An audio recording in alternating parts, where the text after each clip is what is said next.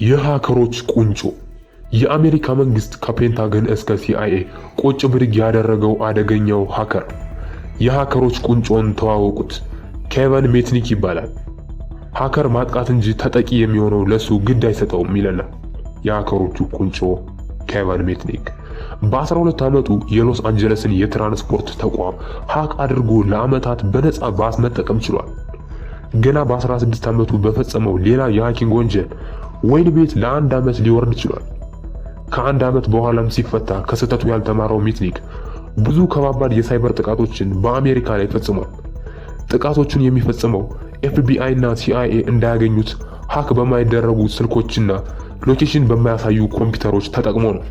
በዚህም ምንም እንኳን ሃከር በመሆኑ የሲአይኤ እና የኤፍቢአይ ኤጀንቶች ቀን ከሌሊት ቢያሳድዱትም በዚህ ለጋ ዕድሜው ይህን ያክል የኮምፒውተር ሴኩሪቲ እና የሃኪንግ ዕውቀት በማዳበሩ ሳያደንቁት አያልፉም ነበር። ሜትኒክ በወቅቱ ከማንም ሃከር በበለጠ የኮምፒውተር ፓስወርዶችን በመጥለፍ የኮምፒውተር ኔትወርኮችን በመቀየር እና ለሱ እንዲታዘዙ በማድረግ የግል ኢሜሎች ውስጥ ሰርጎ በመግባት እና የድርጅቶችን ሚስጥር በማንበብ ለያዥ ለገናዥ አስቸግሮ ነበር። ሜትኒክ በዚህም አላበቃም። እስኪ ምን ታመጣላችሁ በሚመስል መልኩ ታላቁን የአሜሪካ የደህንነት ተቋም ፔንታገንን ያለማንም ከልካይ ሃክ አድርጎ ሚስጥራዊ መረጃቸውን ዘረገፈላቸው። ይሄኔ ነበር የአሜሪካ መንግስት ሜትኒክ እንዲሁ ተራ የመረጃ ጠላፊ እንዳልሆነ የተረዳው። አሁን ሜትኒክ ቀዩን መስመር አልፎ መጥቷል። አይኖች ሁሉ የሜትኒክ እና የአሜሪካ መንግስትን ትንቅንቅ መመልከት ጀምረዋል። ከቁጥጥር ውጭ እየሆነ ለመጣው ሃከር የአሜሪካ መንግስት ትልቅ ውሳኔ አሳልፏል። ሜትኒክ ከምድረ ገጽ ማጥፋት አሊያም ማሰር ከሁለቱ አንዱ ግድ ነው። እሱ ግን ፔንታገንን ብቻ ሃክ አድርጎ አልበቃውም ነበር። ሌሎች የአሜሪካ ትልልቅ ድርጅቶችን ሃክ አድርጎ የባሰ ድብልቅልቁን አወጣው። አሁን ሜትኒክ የሚፈለገው በኤፍቢአይ ብቻ አይደለም።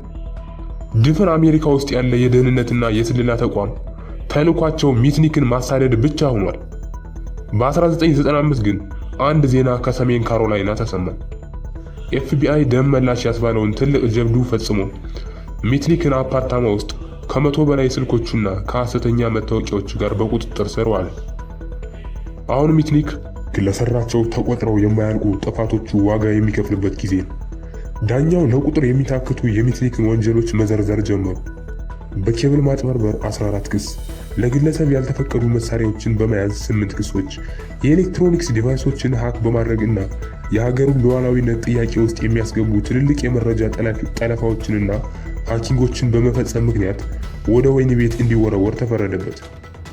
ነገር ግን አሜሪካውያኖቹ እንኳን የራሳቸውን ሀገር ዜጋ የውጭ ሀገር ዜጋን ዕውቀትና ችሎታ ካለው እያባበሉ ማላመድ ያውቁበታልና ለሜትኒክም ስምምነት አቀረቡለት።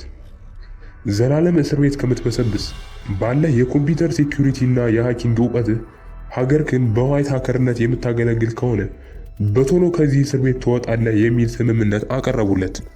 ኬቨን ሜትኒክ የአሜሪካ የድሮ ጠላት፣ የአሁኑ የቁርጥ ቀን ልጅ። ሜትኒክ ሀገርና ወገኑን በዋይት ሃከርነት ለማገልገል ተስማምቶ ለ5 ዓመታት ብቻ ከታሰረ በኋላ ከእስር እንዲፈታ ተደረገ።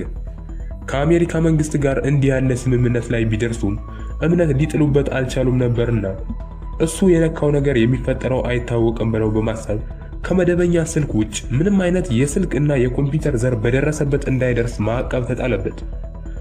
በዚህ ጊዜ ሜትኒክ ለአሜሪካ የደህንነት አካላት ሀገሩን በሙያው ዋይት ሃከር በመሆን ለማገልገልና እሱ ድሮ ሲሰራው የነበረውን የብላክ ሃት ሃከሮችን ለመከላከል መወሰኑን ገለጸላቸው።